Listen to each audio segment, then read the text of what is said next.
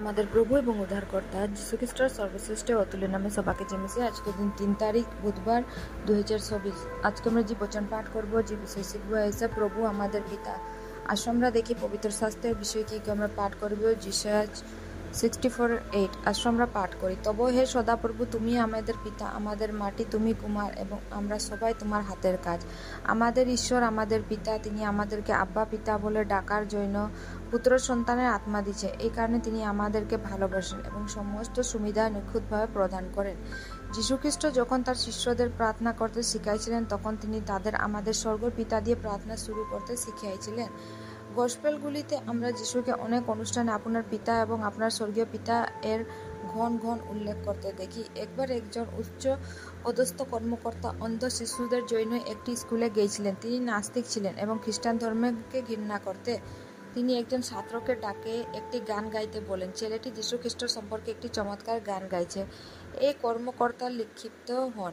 তিনি ছাত্রের দিকে তাকিয়ে জিজ্ঞাসা করলেন, যদি যীশু খ্রিস্ট একজন প্রেমময় পিতা হয়, তাহলে তিনি কেন তোমাকে অন্ধ সৃষ্টি করলেন? তিনি জিজ্ঞাসা ছাত্রটি খুব শান্তভাবে বলেন, আর পরম পিতাও এটা জানেন, আমরা দুর্বলতায় তার শক্তি পূর্ণতায় পাবে। এই জবাব শুনে কর্মকর্তা লজ্জিত হন।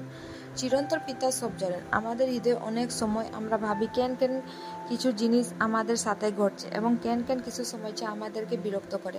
কিন্তু চিরন্তর পিতা সব জানেন, এবং যারা তাকে ভালোবাসে তাদের ভালোর জন্য সব কিছু পরিবর্তন করে। প্রভু নিঃস্বার্থ সন্তানদের পিতা, এবং তিনি এতিমদের কাউকে পরিত্যাগ করেন না। ইতিহাসে আমরা দেখতে পাই যে প্রভু মরিস সেরালুর প্রতি করুণা করেছিলেন, যিনি একটি দুর্ঘটনায় তার পিতামাতাকে হারিয়েছিলেন এবং তাকে ঈশ্বর বিখ্যাত মন্ত্রী হিসাবে বড় করেছিলেন। ইসরায়েলের উত্তরাধিকার কয়েক বছর মধ্যে ইয়ম কিপুর যুদ্ধ শুরু হয়। ইসরায়েলের সমস্ত যুবক তাদের দেশকে রক্ষা করার জন্য তাদের জীবন দিয়ে যুদ্ধ করেছিলেন। তার 14 কোটি আরবের বিরুদ্ধে বীরত্বের সাথে যুদ্ধ করে যদিও ইসরায়েলের জাতি জিততেন, অনগিনত সৈন্যদের জীবন উৎসর্গ করতে হয়েছিলেন। তারপরে পিতাকে হারানো শিশুরা ইসরায়েলের বংশধর চারপাশে ছাড়াও হয়েছিলেন। তাদের আজও তুলছেন এবং চিৎকার করে বললেন, আমার বাবাকে দাও।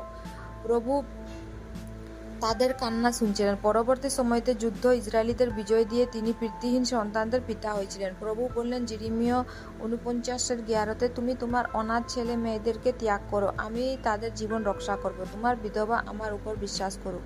ধ্যান করার জন্য সন্ধ্যার জন্য যে শুক্ল এই যে গীত সংহিতা 89:26। আসো আমরা পাঠ করি।